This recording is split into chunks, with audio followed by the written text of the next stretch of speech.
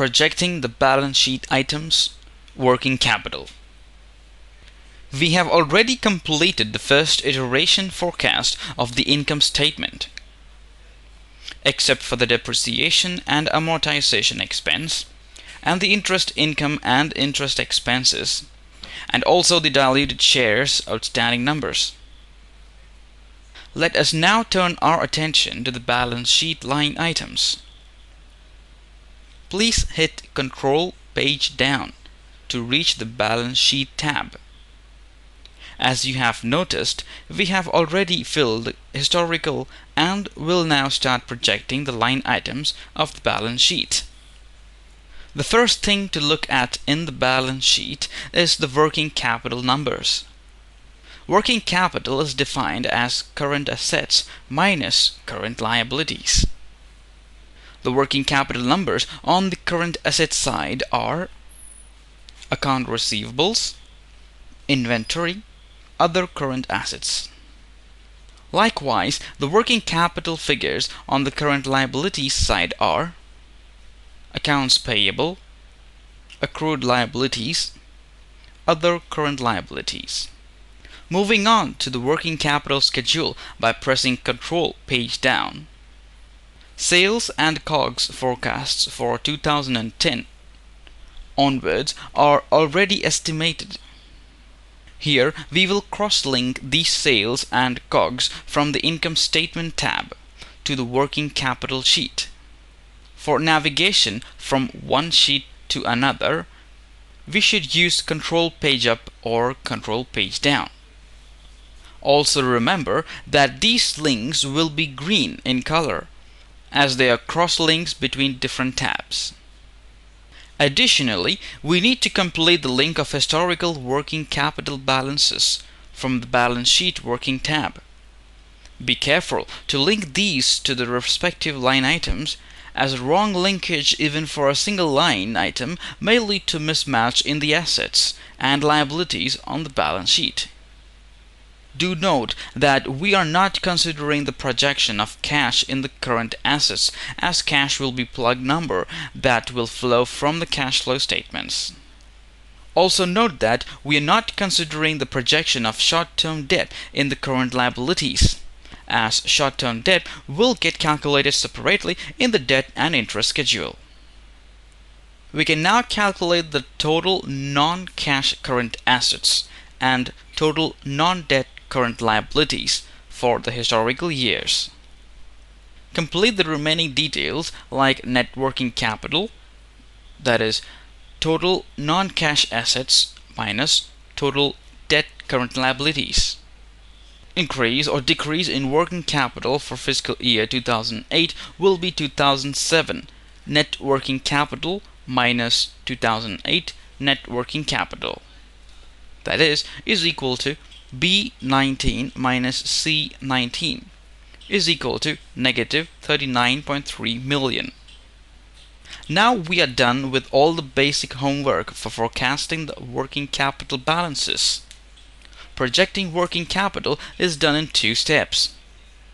Step 1 consists of completing the historical ratios and historical driver calculations.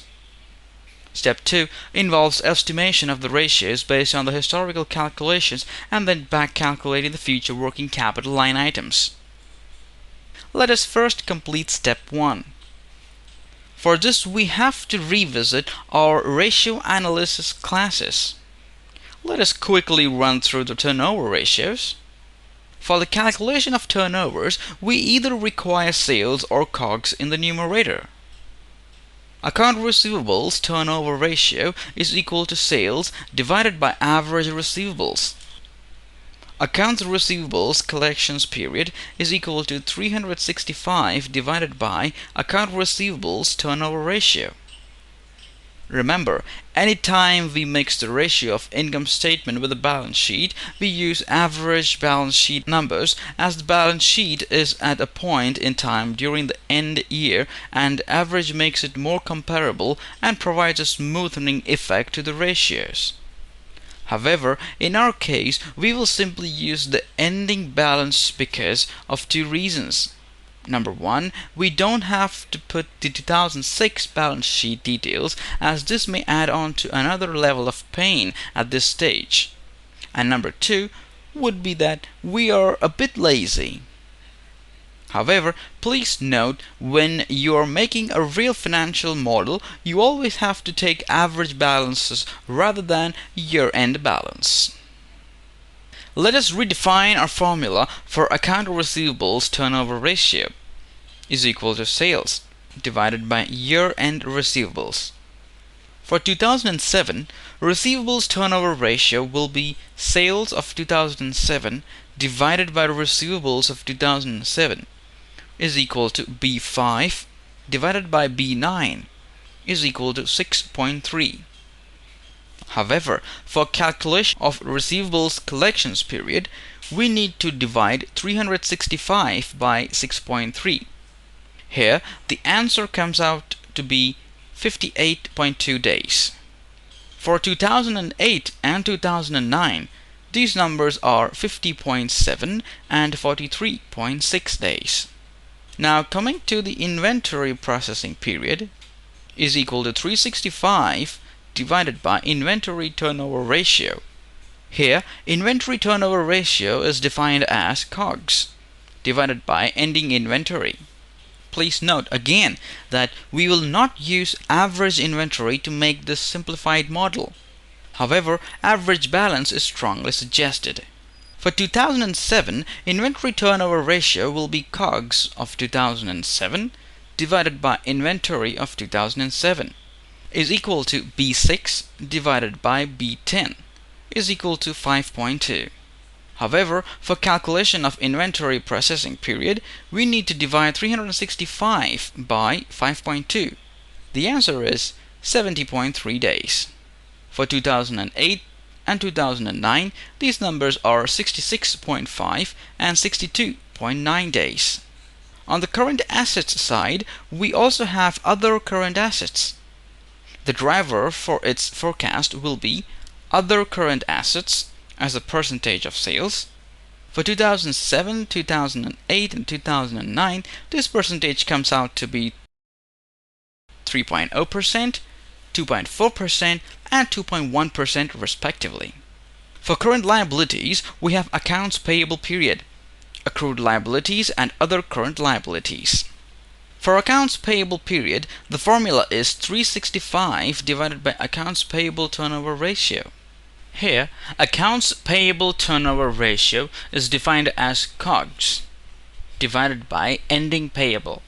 For 2007, accounts payable turnover ratio will be COGS of 2007 divided by accounts payable of 2007 is equal to B6 divided by B14 is equal to 8.2.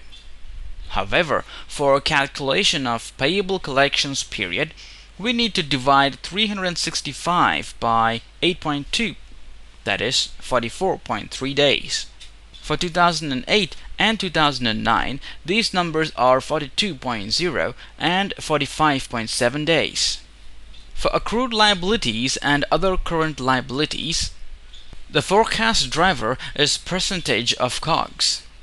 Accrued liabilities as a percentage of COGS for 2007 is equal to B15 divided by B6 is equal to 10.6%. Likewise, these numbers are 8.4% and 7.9%. For 2008 and 2009 respectively, other current liabilities for 2007, 2008, and 2009 are 4.0%, 3.3%, and 3.7%.